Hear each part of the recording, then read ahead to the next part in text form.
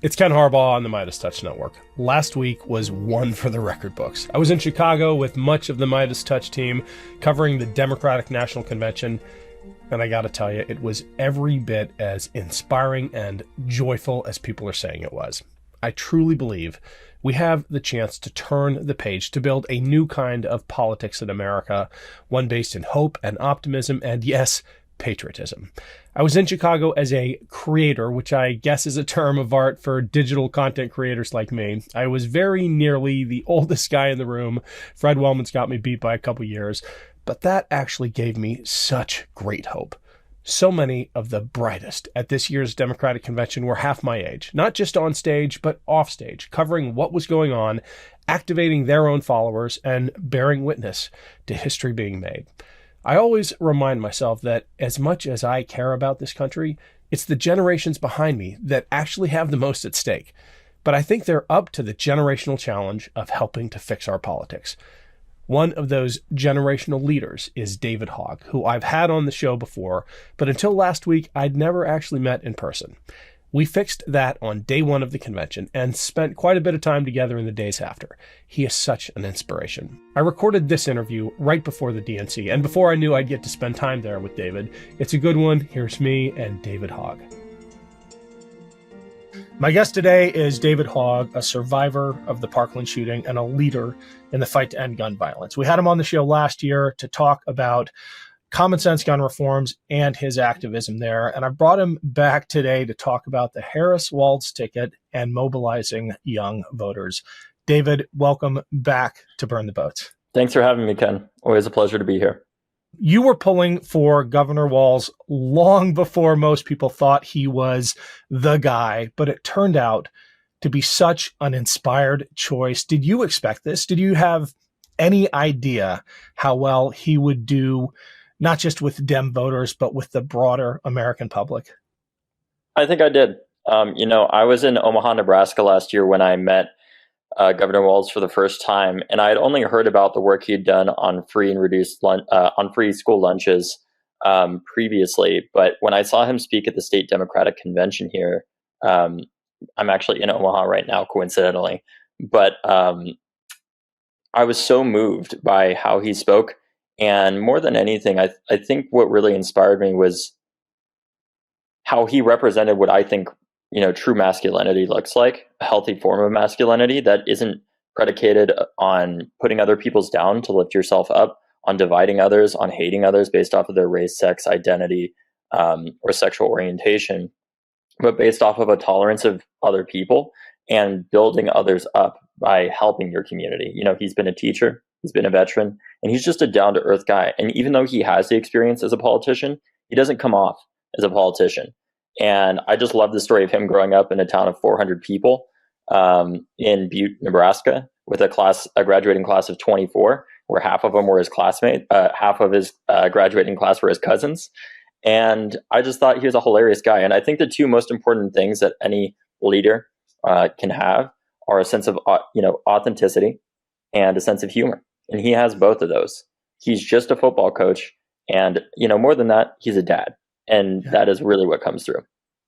You have been trying to tell us this for months, and I think a lot more people should have listened to you. But I am just now making the connection between his appeal to an authentic, developed, mature sense of masculinity and the alternative, which you and your classmates experienced at Parkland, which an entire generation, your generation, is experiencing at the wrong end of weapons of war. Young men in particular buying into these toxic notions. You wrote this on Twitter, and it gets right to the point. Tim Walz is the definition of what healthy masculinity looks like. Real men don't put others down. They lift others up. Real men don't serve themselves. They serve their communities. Real men bring people together. They don't divide them for their own personal gain. And it feels like your entire political experience has been in an era where masculinity is about tearing others down, about chest thumping, and in the extreme case, about grabbing a gun and hoping it makes you look bigger.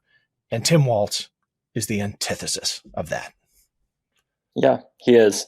And I think it's a really important conversation for us to be having as a party. We are a big tent as the Democratic Party, but we have to acknowledge the fact that we have been losing a lot of young men. And this isn't just the U.S. This is happening around the world, where we're seeing gender polarization, where we see a lot of younger women going to the left and a lot of younger men going to the right, especially since COVID. And I want to make one thing clear. I don't think the enemy here is masculinity itself.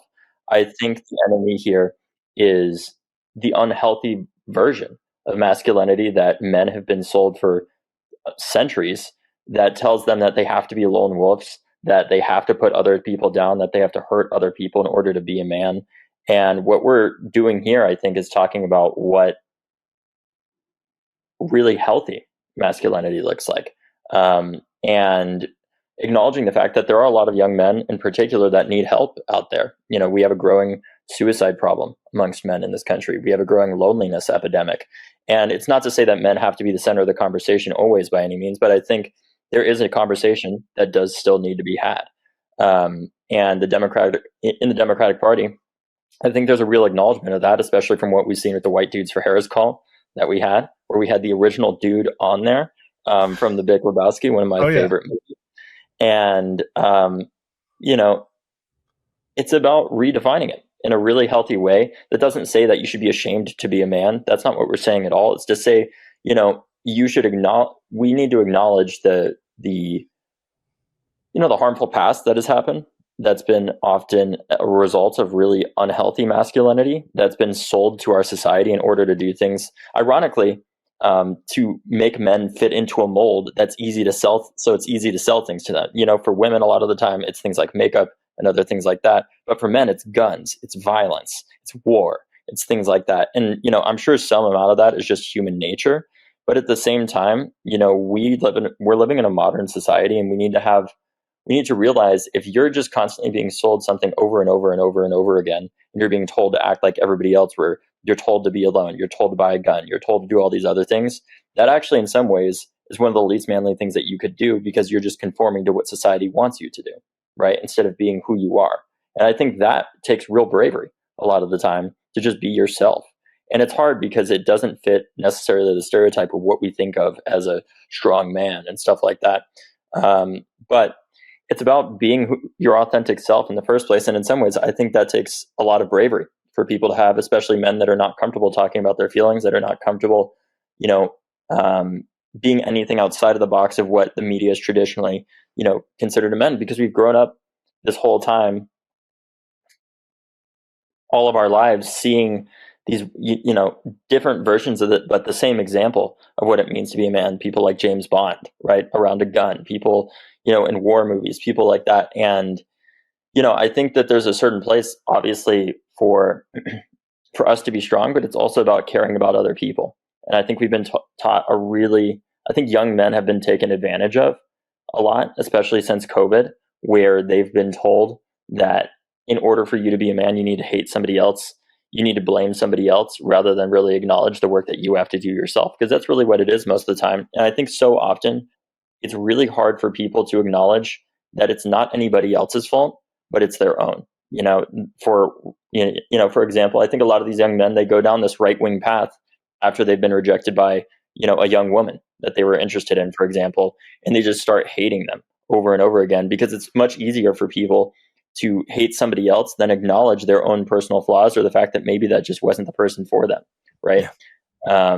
And I think what Tim Walz does is he offers a really compelling and healthy example of what it looks like to be a good man, to serve your community, to do the right thing, and just be a normal dude in the first place. He could still pull over, you could still be on the side of the road, and he could help you, fix your radiator or fix your car engine or whatever it is, but he also could help you fix your democracy. And I think there's something really beautiful about that. I'd love to see JD Vance, and I think you made this observation already, JD Vance and Tim Walz in a oil changing competition. Can't wait to see them on the debate stage together. You talk about young men being drawn into these extremist movements. They experience some personal rejection or trauma in their lives, and then they're served up an ad like the AR-15 man card ad. If we can find it, I'll put it right here as a graphic. And the point I'm trying to make is it's not just human nature, this cultural proclivity for toxic masculinity. It's marketing, it's money, it's greed. And no wonder so many young men in particular are drawn to this. But you described Tim Walz as America's dad. And I would love to go a little deeper on that, because I love that framing. And I think you've already partly answered the question, but it's in my notes, so I'm going to ask anyway. That isn't in any way patronizing for voters of your generation, is it? The VP as the father figure, that has real appeal. No, I think it has real appeal. And that's one of the reasons I was pushing for Governor Walz so much, because young people want the same thing that a lot of older people want. They want somebody who delivers, but they also want somebody who's authentic, right? That they feel like they could get a beer with if they're old enough. And, you know, in the case of Governor Walz, what we saw was somebody who's repeatedly delivered as the governor of Minnesota, despite having a 1-seat majority. He has consistently delivered on the progressive agenda, whether that's keeping kids fed in school, whether that's passing gun laws, whether that's, you know, helping to protect reproductive rights, whether that's protecting LGBT people, and so much more. And he's done that with a 1-seat majority. You know, frankly, we've seen Minnesota do a lot more, in my view, than a lot of Democratic legislatures that have had Democratic majorities for years. And it's because they don't feel like they really need to do anything, because they know that they are just going to stay in power indefinitely, because it's a Democratic state that they're in. And I think in the case of Governor Walz, what I liked the most about him was his phrase where he says, you don't gain political capital to bank it and save it. You spend it. What is that? You spend it. You use it. Yeah, exactly. You gain political capital to spend it and use it to improve people's lives. And that's what we've seen Governor Walz do over and over again. And we've seen an evolution, too, of his views on guns. You know, I have to mention, and I hope you guys are able, that you include this, you know, part of the reason why I was able to do so much around Governor Walz is because I had great friends working with me. I had Linnea Stanton, who used to work in March for Our Lives in the early days and is from Minnesota herself, that was helping to find old videos from 2018 of the governor talking about renouncing the NRA. I had people like my friend Perry Mead, who was one of the other regional directors of March for Our Lives way back in 2018, that was helping me too. And I had my girlfriend doing a lot of the posts too on the Walz War Room, as we called it, on our Twitter account, just constantly putting out content about him out there. And I've gotten a lot of people saying like, oh, wow, like how did you do this? How did you know about the governor and everything? And how did, you help build momentum around him? And the truth of the matter is I couldn't have done it without them. And I wish I'd been able to tell more people about the work that they did in making this possible. But to come back to the question, no, I don't think that Governor Walz being seen as America's dad hurts him at all. I think it helps him.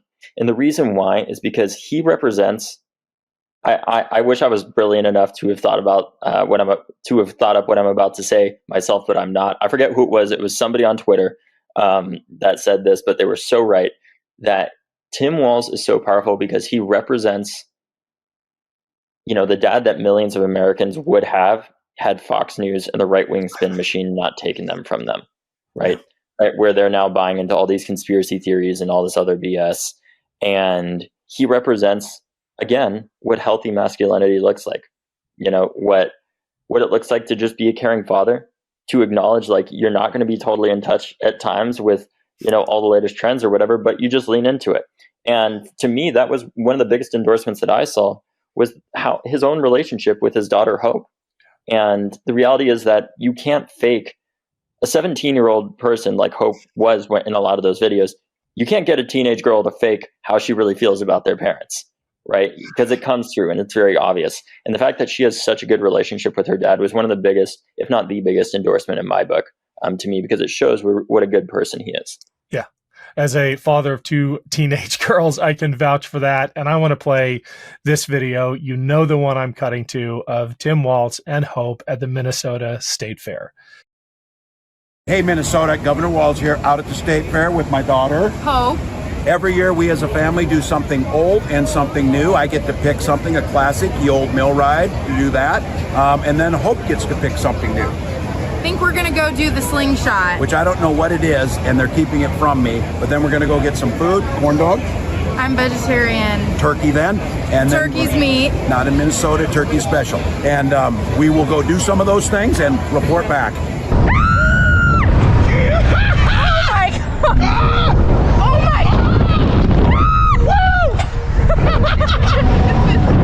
my God. Yes! Oh my God. Keep going. Yes! That was good. Good job, Dad. Oh, thanks, Hope. All right, Minnesota, it's worth it. Woo. Wow, that is wild. That was pretty cool, actually. That is wild. No, that'll be good. It was okay. It was so worth it. Good call. It was good. Thanks for talking me into it. You're welcome. David, that's Governor Walz in a nutshell. I guess the fatherly side of him, but he's also a badass. I mean, he brings both pieces of the masculinity equation, right? Former command sergeant major, governor of a divided state, and as you said, he's gotten stuff done. At Leaders We Deserve, what are your top priorities? You mentioned a couple: reproductive rights, common sense gun reform. What are you hoping for from an incoming, fingers crossed, Harris-Walz administration? I think the thing that I'm hoping for is a sea change in how our country views its politics. And what I mean by that is the past 8 years, American politics have been defined by hatred, division, and fear, right? And we still could go down that path. Make no mistakes about it. These polls, they could easily be wrong. We saw that in 2016, and we can't let that ever happen again. We have to make sure we get out and vote. But we're at a fork in the road in this election where on one side, we reject becoming a multiracial democracy. And by we, I don't actually mean the American people, because the American people, broadly speaking, are largely supportive of that. We know that from seeing the popular vote and how it went in 2016, how it went in 2020, how it's likely going to go in 24. By we, I mean what our government represents, right? Which is disproportionately, many areas that don't have nearly as many people, where we don't have a proportional system of government.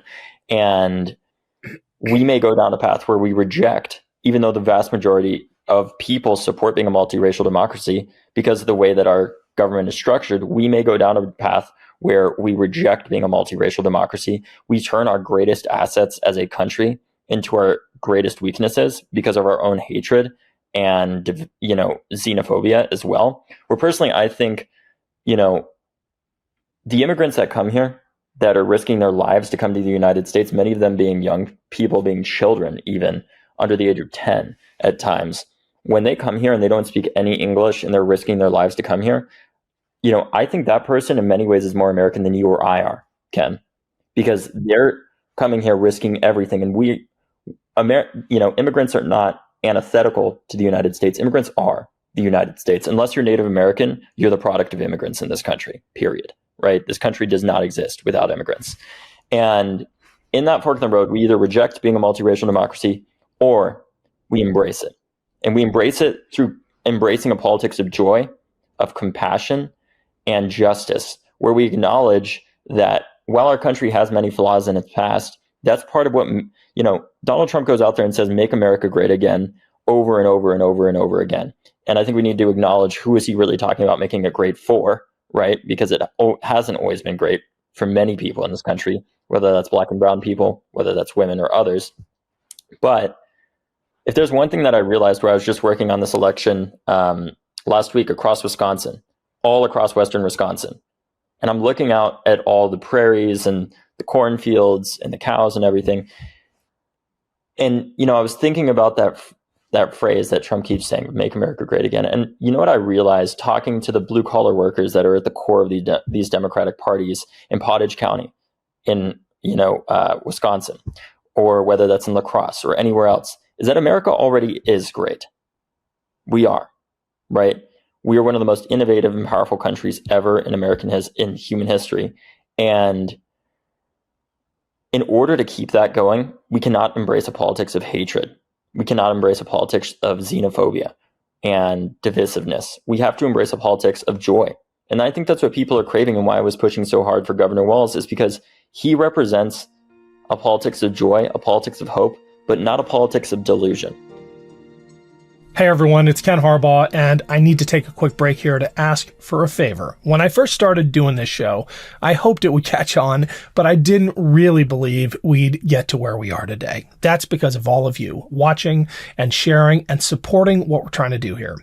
If you're able to, please consider subscribing on Patreon. It's free to sign up. And if you want to chip in $5 a month, I promise every dollar goes back into this show and into the other pro-democracy work I care about, like my reporting from Ukraine. Head over to patreon.com/Ken Harbaugh to check it out. Thanks for everything. If you're like most of us born after 1970, your first razor was probably a multi-blade model. But have you ever wondered why we're still stuck with this technology? 2/3 of men expect irritation when they shave, and there's barely any information out there on how to prevent it. Not to mention, we're dumping over 2 billion plastic razors in landfills each year in the US alone. It's time for a change, and that's where Henson Shaving comes in. Henson Shaving is on a mission to revolutionize the shaving industry, not with gimmicks, but with real innovation. They're focusing on giving you a skin-friendly shave, not just a smooth one. Their razors are designed with precision in mind. We're talking aerospace level precision. The blade extends just 0.0013 inches past the shave plane. That's less than the thickness of a human hair. Seriously, there are parts on the planes I flew as a Navy pilot that weren't built with this level of precision. So it's time to say no to subscriptions and yes to a razor that'll last you a lifetime.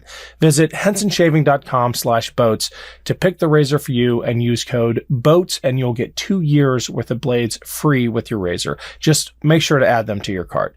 That's 100 free blades when you head to hensonshaving.com/boats and use code BOATS. Let's be honest, the aging process is not our friend when it comes to energy and productivity. That's where Qualia Senolytic comes in.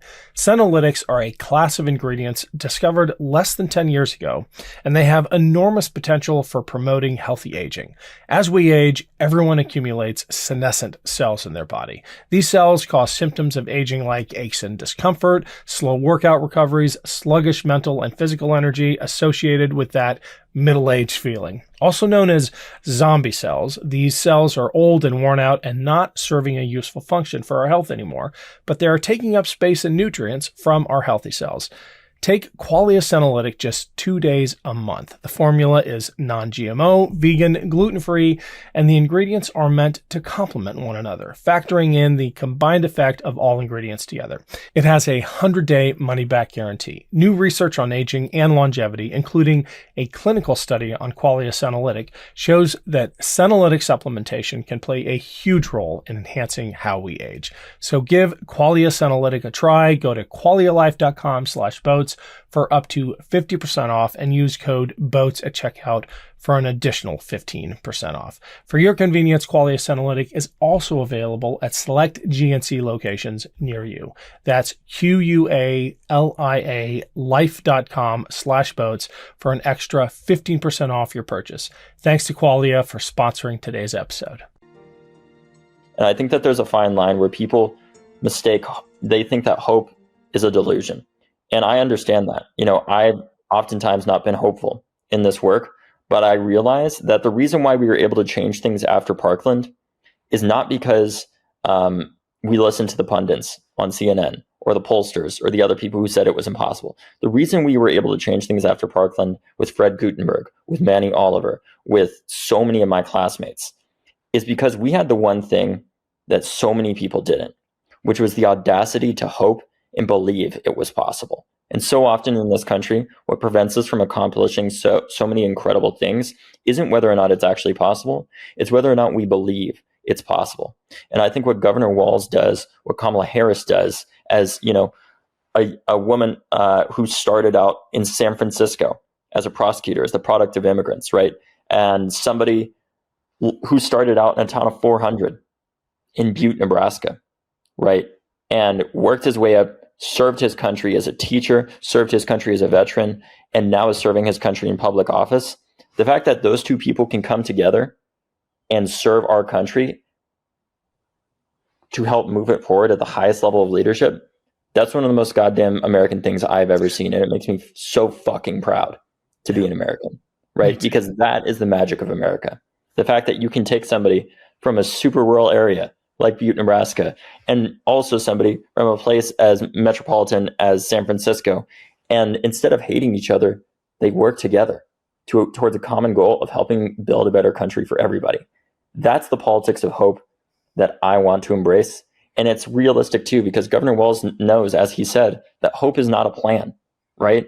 That we have to be realistic and focus on what we can get done, but we have to keep it alive.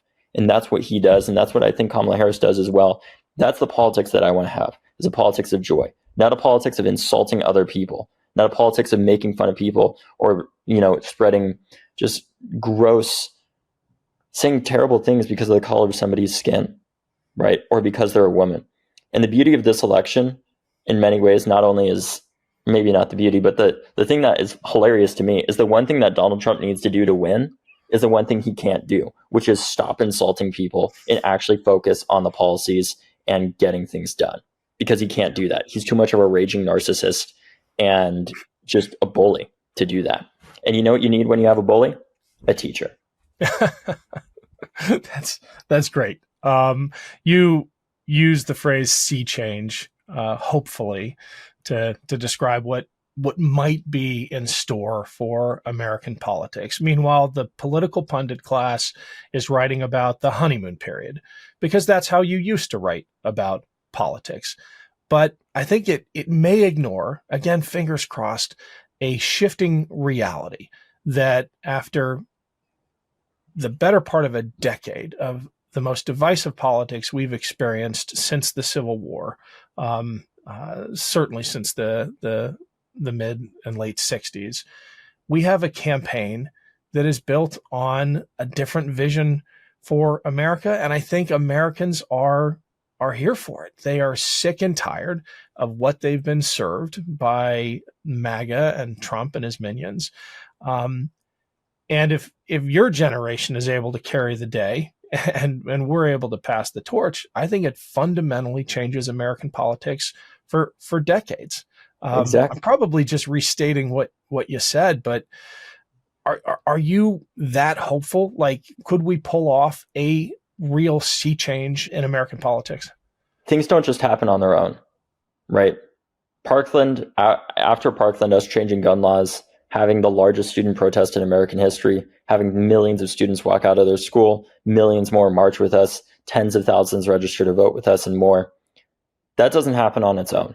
That takes blood, sweat, and tears, and millions and millions of man hours putting in the work to create change.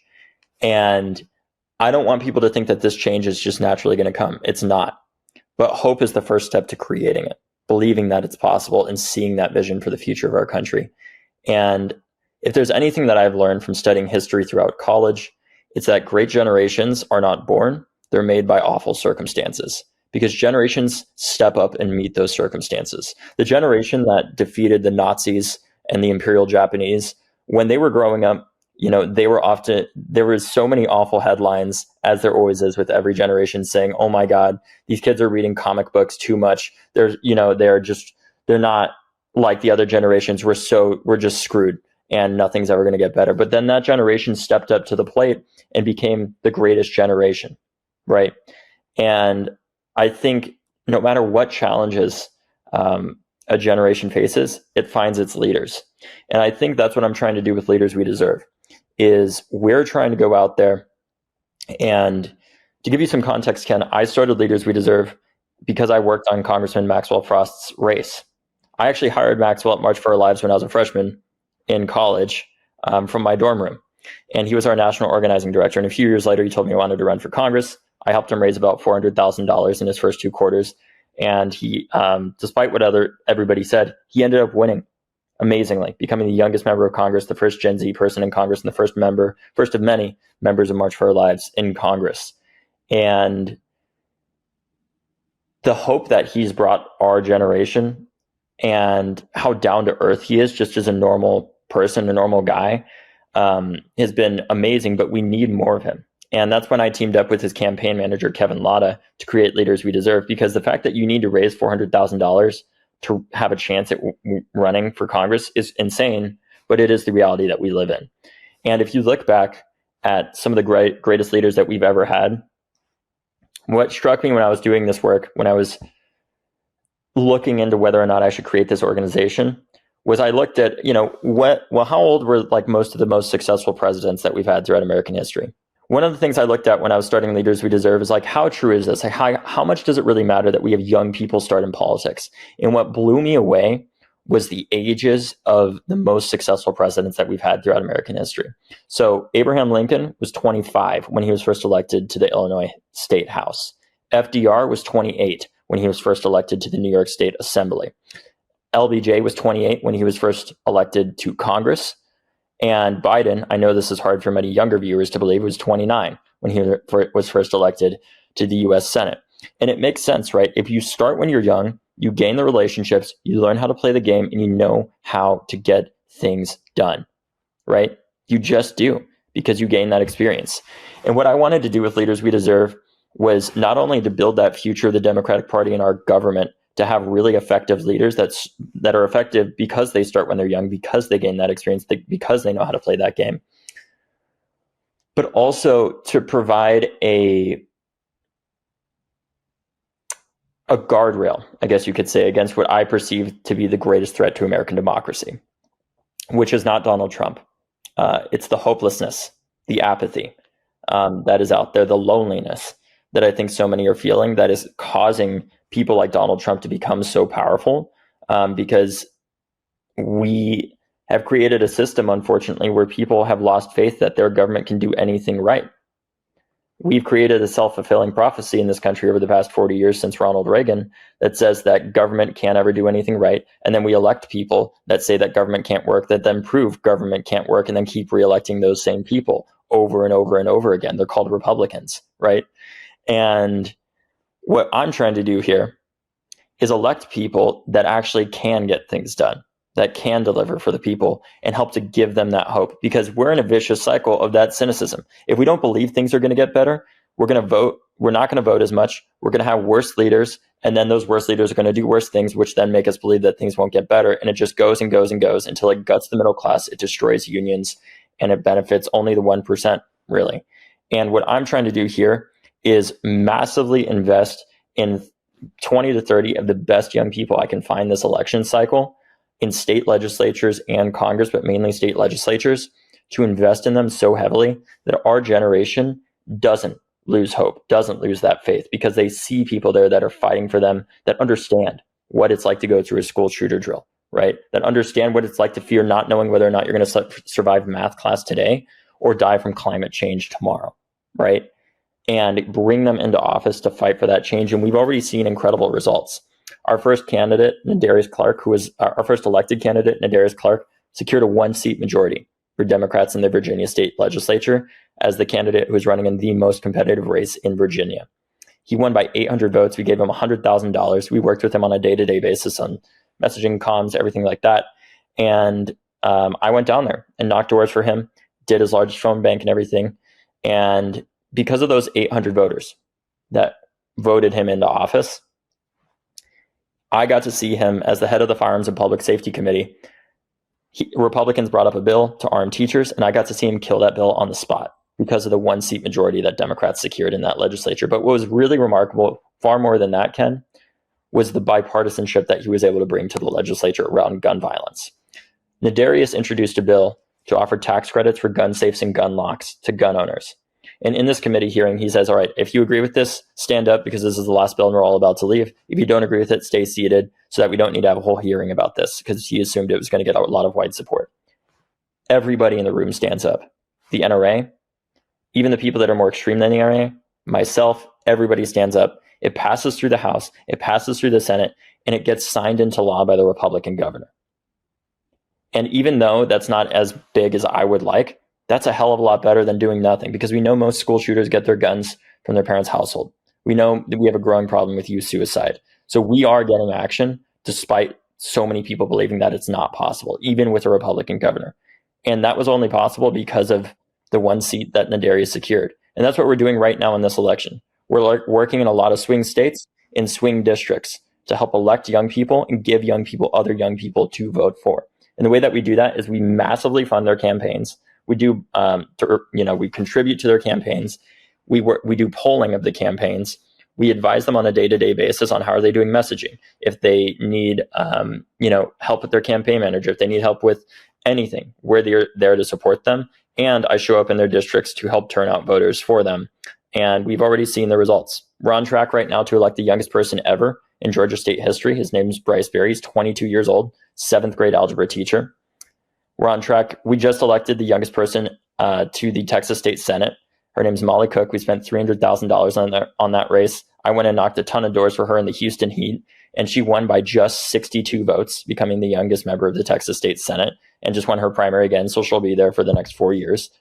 And we're on track to elect the youngest person in Ohio currently, and we have a whole lot more races around the country that we're working on in very important states like Pennsylvania, Arizona, Georgia, North Carolina, and even some more red ones in the South like Tennessee, ones like Arkansas and others, because we want to make sure that we don't lose faith in any state or write any state off, because every state needs some form of leadership. Can you name drop the Ohio candidate? We'll put a link to the page in the show notes. Christine Cockley is her name. And I was out there in Columbus I was out there in Columbus in spring, and I went through all 4 versions of Ohio Spring, working on her election. And she won. She'll also be the second Jewish woman ever elected to the Ohio State Legislature as well. Awesome. Do you have any personal advice on how to maintain this hopeful outlook as someone who has been on the receiving end of the most vile and threatening comments, as someone who has lost friends because of the climate of toxic masculinity and the prevalence of guns? You somehow believe in America's future. You referenced Fred Guttenberg. If anybody has a right to be cynical and not hopeful, it's someone who lost his daughter in a school shooting, yet Fred is hopeful for America's future. How do you do that? And what advice do you have to others? I think, one, it's the fact that I don't have a choice. If I want to believe that change is possible, if I want to end gun violence, I have to believe it's possible. And some days it ebbs and flows. Sometimes I don't feel like it's going to be possible, but I keep fighting and I keep going.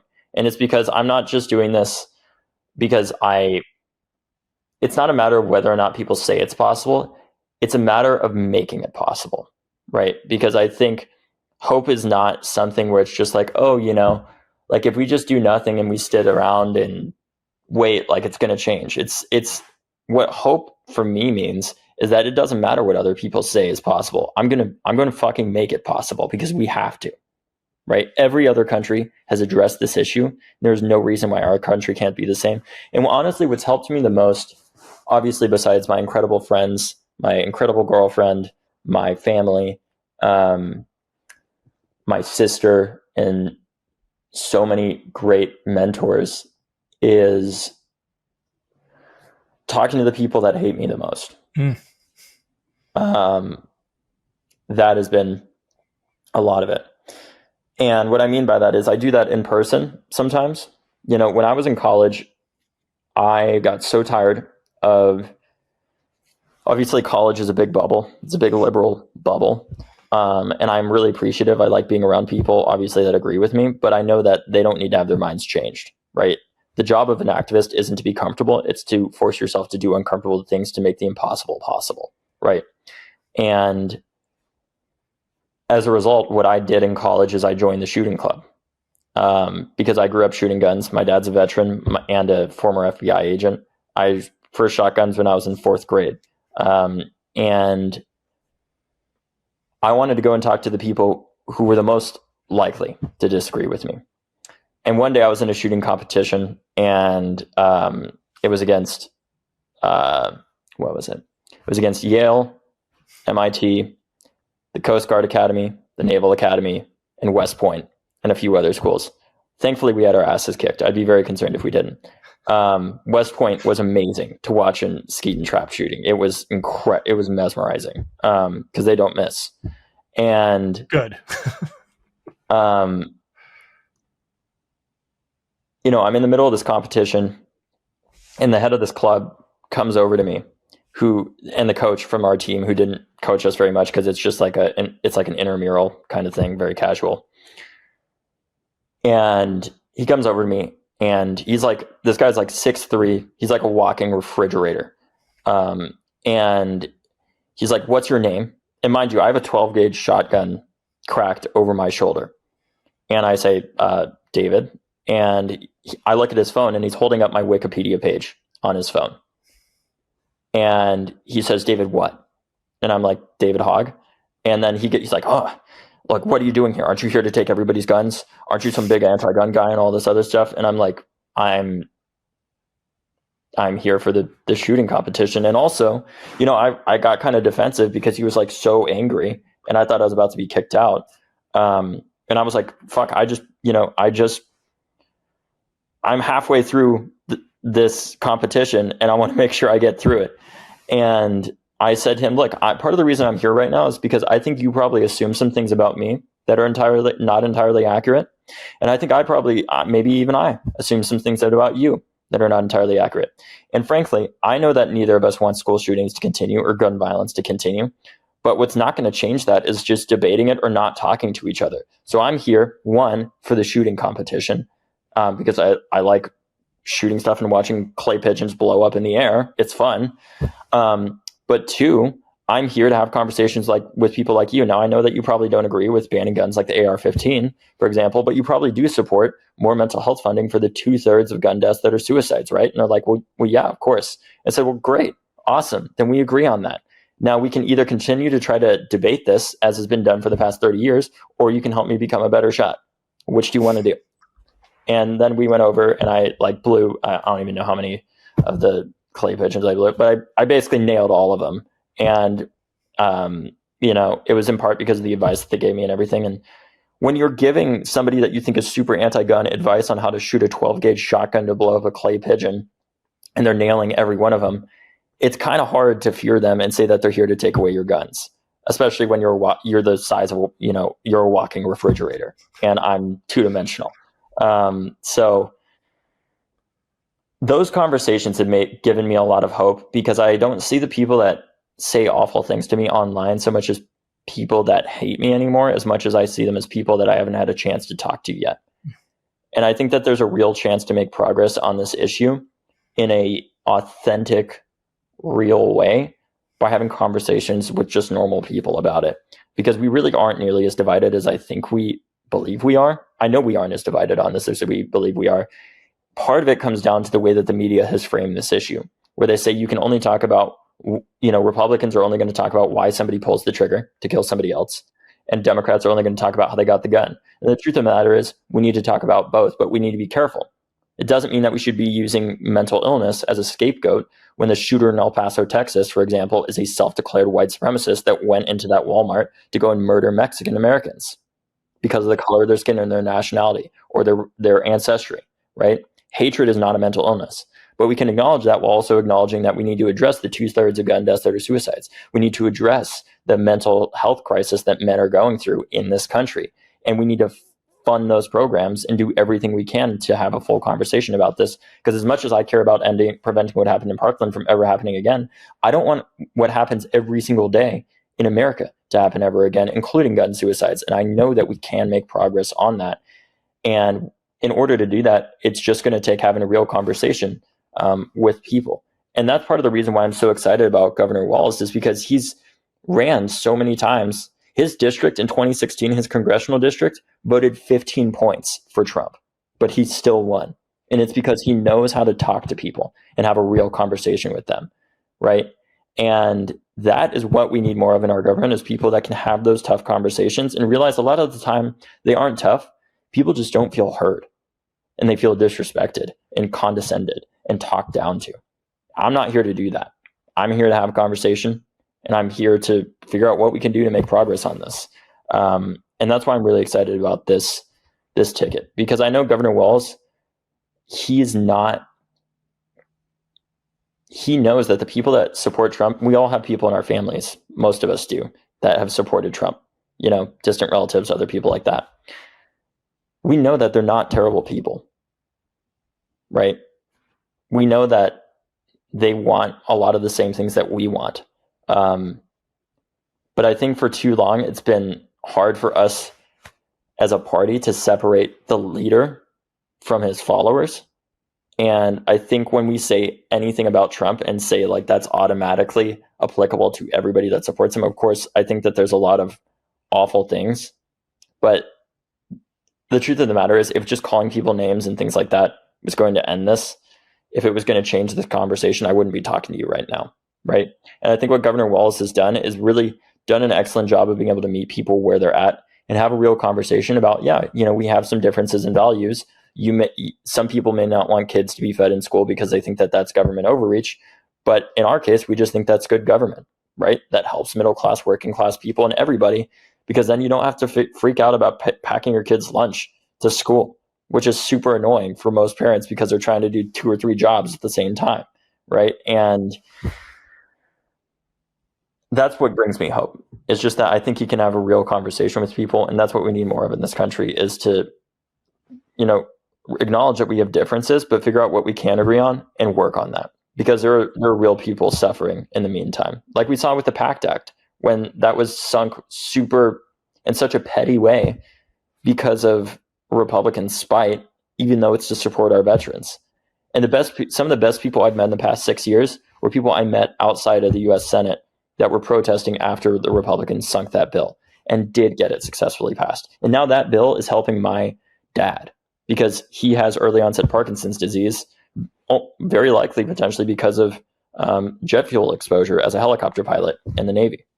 That bill may literally, because of the expansion of its benefits, at least from my understanding of it, it has the potential to basically save my family financially because of the enormous costs of my father's healthcare had that bill not passed.